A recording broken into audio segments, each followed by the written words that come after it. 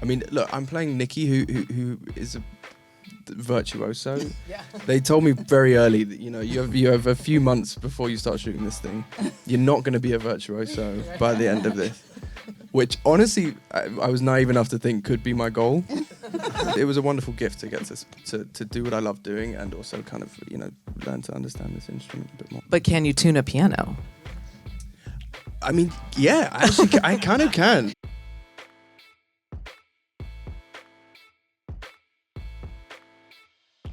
I wanted to start at the beginning with Robert, I guess, how you came to write this screenplay with Daniel Roher, who is known for making documentaries, including the Oscar-winning Navalny. How did you come to work with him on his debut feature? So my dear friend Langdon Page called me in like 2022, I think it was, maybe 2021, and he said, "I'm coming back to LA with this young dude I met, and we're making a movie. I can't even tell you what it's about." And I met Daniel, and I was, like everyone who speaks of Daniel, and I wish he was here, quite smitten. He's just an extraordinary life presence, force, really, of nature.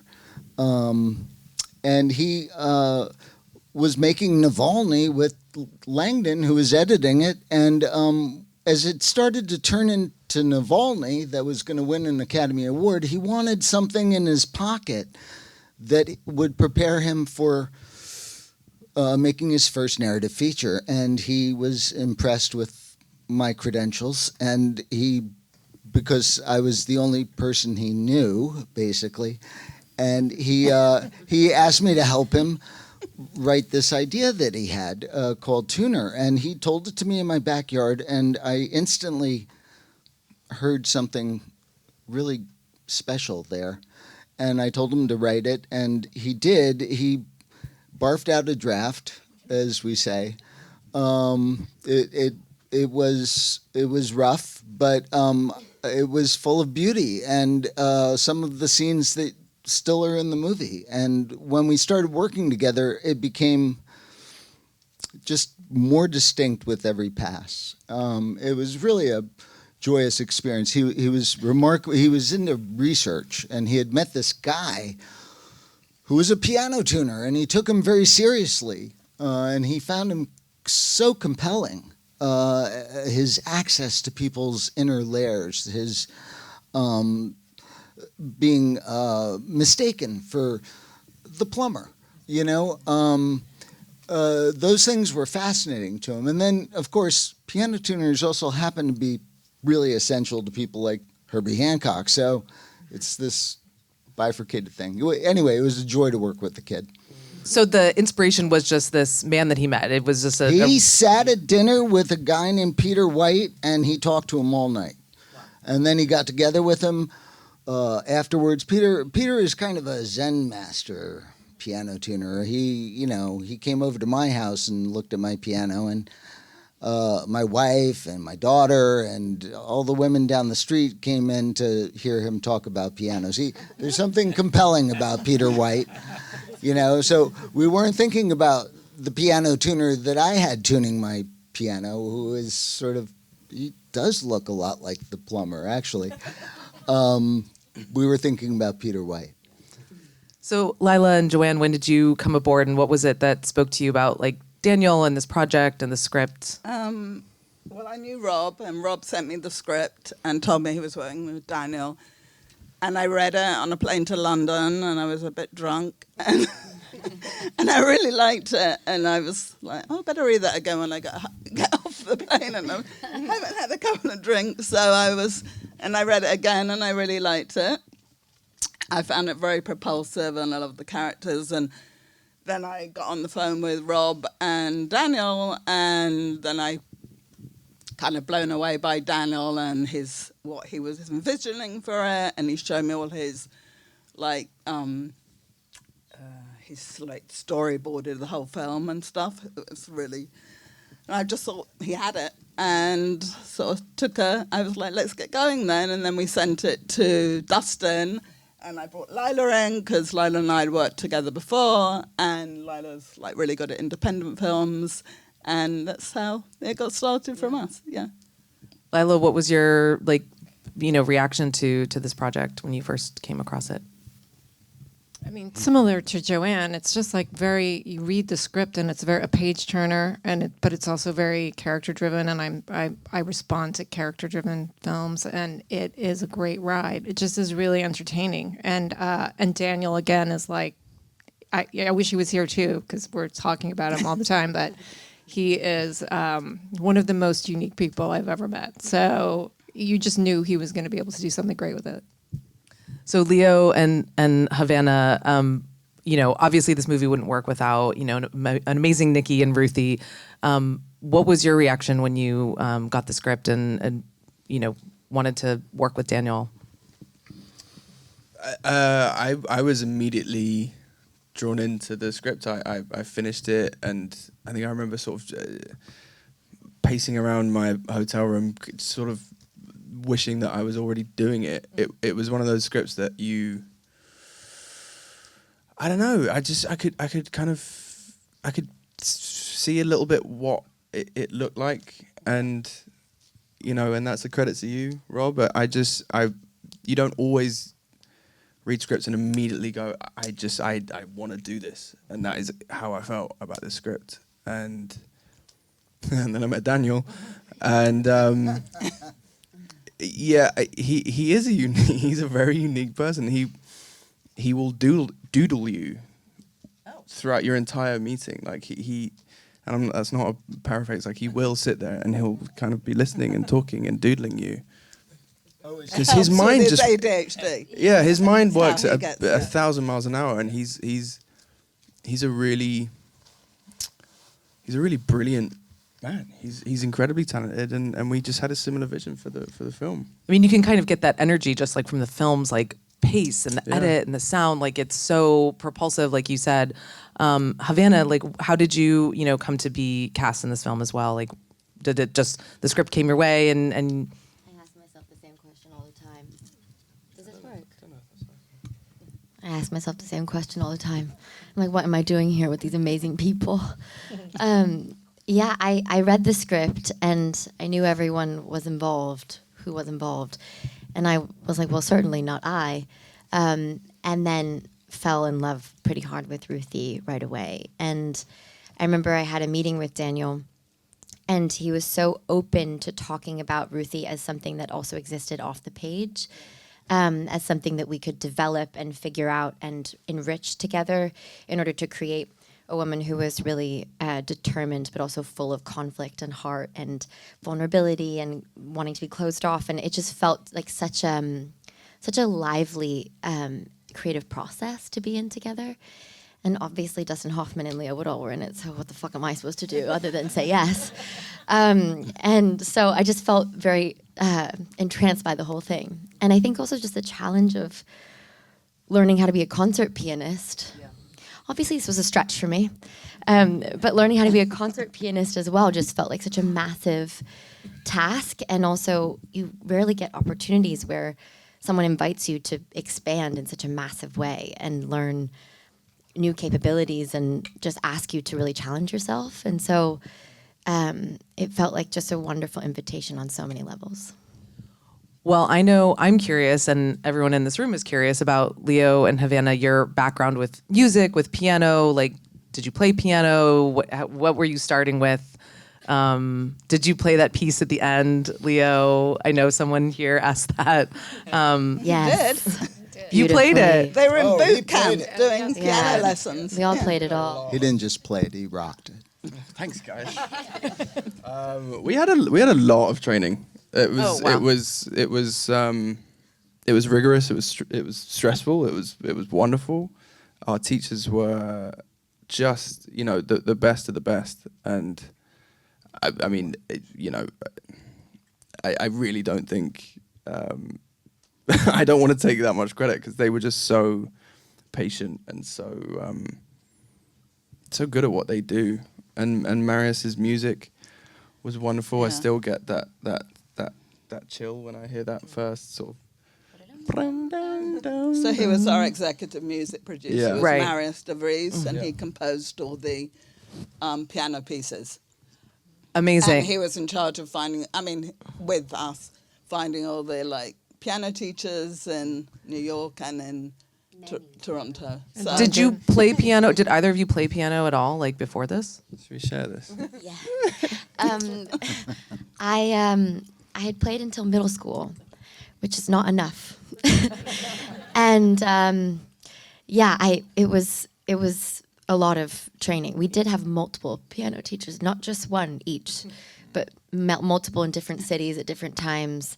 And they broke it down to us in layman's terms of like waterfall section, and really just gave us the metaphor to be able to understand what we were doing. So really a lot of the credit goes to them. Yeah. Leo, did you have a background in music or playing piano before you started this? No, I was absolutely hopeless. I mean, I'd like always been very interested in the instrument and had learned multiple tunes, whether it be a movie that I love or just songs that I love.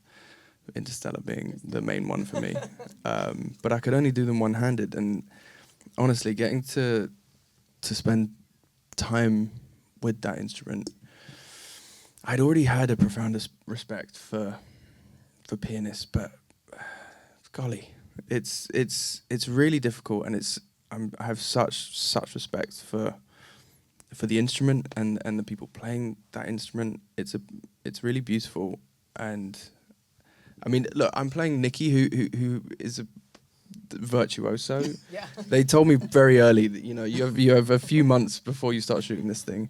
You're not going to be a virtuoso by the end of this, which honestly I was naive enough to think could be my goal. you love those piano lessons. I did love them, some of them. But yeah, it was a wonderful gift to get to do what I love doing, and also kind of learn to understand this instrument a bit more. But can you tune a piano? I mean, yeah, I kind of can. Like there are some intricate things that Peter. So Peter he taught you how to tune. Okay. He was our And piano then we had tuner. another guy in Canada. Yeah. He also kind of became our costume designer, because there was a day where we were trying to figure out there was a t-shirt thing that wasn't quite working, and Daniel and Peter go a long way back, and he looked at Peter and he said, "Peter, give me your shirt." And Peter, being the chillest man in the world, just went, "All right," and just took it off, and it became like the hero t-shirt of the movie. It's in like multiple scenes of the movie. That's great. And he taught me everything I needed to know for playing Nikki, and it's just you never have the tools, so I'll never be able to like stand next to a piano and I'll tune it for you. You need like those very intricate tools. Those tools that you just lay on the floor in that giant roll. Yeah. I mean, it's so amazing when I think about like independent film, these two amazing producers we have here. Like, it's not often that independent film gets this amount of time for training and rehearsal, and like that you can teach two of your actors how to become concert pianists. Like, it's so, I guess I don't even have a question other than just like, it's remarkable that the resources to like make this happen, that you guys made that happen. How many resources, actually? Well, I think it's unusual to have this kind of music in an independent film. Right. Like this kind of, I've never worked with this kind of music, and I only work in independent film, so it was a pleasure to be able to try to squeeze out as much rehearsal and stuff as we could with the resources we had. Yeah. I just want to say, as the screenwriter too, we couldn't have written some of those technical batches of dialogue that you see in this movie without the invaluable help of Marius de Vries, who wrote the music. He was really essential at that. And I just wanted to say that. And did you guys give him a little shout out by naming the character Marius after him? I guess Daniel did, yeah. Yes, yeah, that's not it's not a coincidence. Of course. I wanted to also talk to JoAnne and Lila about putting this ensemble together, this amazing ensemble with Dustin Hoffman and Tova Feldscha and Leo Raz and these two amazing actors. I mean, what was it like crucial for you to sort of get this caliber of actor? I mean, how do you kind of, it's sort of magical to get this group? Well, it all started with Dustin. I mean, Daniel said he'd written it for Dustin in his mind, and I couldn't see anyone else, and we talked that. And so I knew Dustin's agent in London, so I sent it to her, and she like loved it. And so she sent it over to Dustin, and him and his wife read it, and they loved it. And so I said, Daniel, go on a plane immediately and reel Dustin in. So Daniel, being Daniel, jumped on a plane that weekend. And this was before we had any financing, I think. And went to dinner with Dustin, and they got on like a house on fire, and he was like, sure, I'll do it. Came back, then we had Dustin, and then we, started we hired Deb Zane, who's a fantastic casting director. And Great bad guy. Yeah, the bad guys are all Deb Zane. she was suggested Lior. Lior loved it. Then she found Benny and Yoni. I mean, great casting, like brilliant. Benny had never been in a film. He basically came from musical theatre. I mean, he's just like brilliant. And then Daniel kind of knew Yulia through Megan and stuff. And anyway, he was like, so he got you the script, and then Havana. And for the actors, I mean, what was it like working with working with Dustin and Tova and these, like, this incredible ensemble? I mean, we can all, I think we all felt the exact same, which was that, I'll just start with Dustin. Him being on board, would have turned any head without even reading a script. I think he is one of those actors that, he's on your kind of Mount Rushmore of actors. He is one of the best to ever do it. And I was beyond excited to work with him. I was beyond terrified. I was beyond curious. And, he's just a really sweet, gentle, funny, unbelievably charismatic man. And that bleeds so well into Harry. And I had some of the most fun I've ever had acting with him. That's great. What about you? Ditto. No, yeah, he's just also so kind and generous. Like, it felt like he was never trying to teach us things, but he also was all the time. And made it okay for us to fail or to whatever, because he was just sort of a waterfall of positivity and fun and improv. And recently I started calling it the roller coaster of Dustin, because you'd sort of just get on and you were on the ride of whatever he was going to do improvisatively. And I think it made us all better performers. Leo, I'm curious, aside from like the piano lessons, the piano tuning lessons, like what kind of research did you have to do into like Nicky, who he is, where he's from, like his accent, his tattoos, like, just putting this character together? Yeah, I mean, it was the tattoos. We were back and forth about the tattoos. Daniel had just, changed his mind a million times about what they were going to be, but he loved the tuna fish on the hand and then the little red devil. Decided he was from Brooklyn, so got to start on that. But mainly it was talking to Alex Ruger, who Daniel put me in touch with, who's a guy with hyperacusis. And he talked to me at length, very openly and vulnerably and informatively about how the condition affected his life and how it still affects his life. And that was sort of the first stop for me.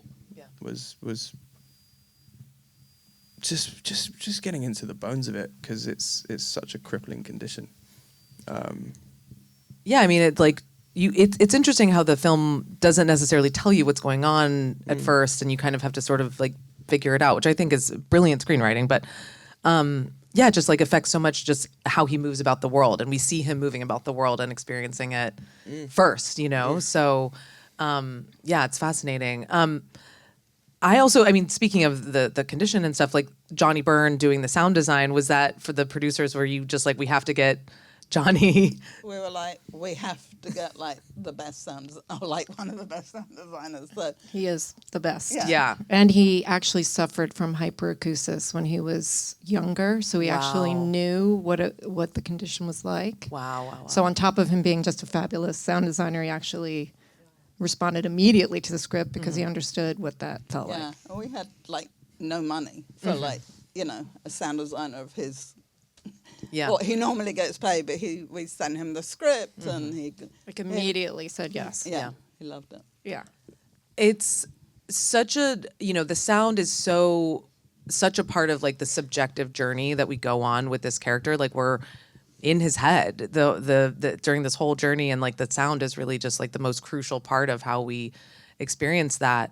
I'm curious for everyone on the panel, like, what was it like seeing this movie for the first time in a theater with like the sound design? The edit is so sharp and great and rhythmic. Like it had to have been, I mean, I'm sure you had seen, maybe prior cuts, but like seeing it in a theater with everyone, I mean, what was that like for the first time? I mean, Robert, what was that like?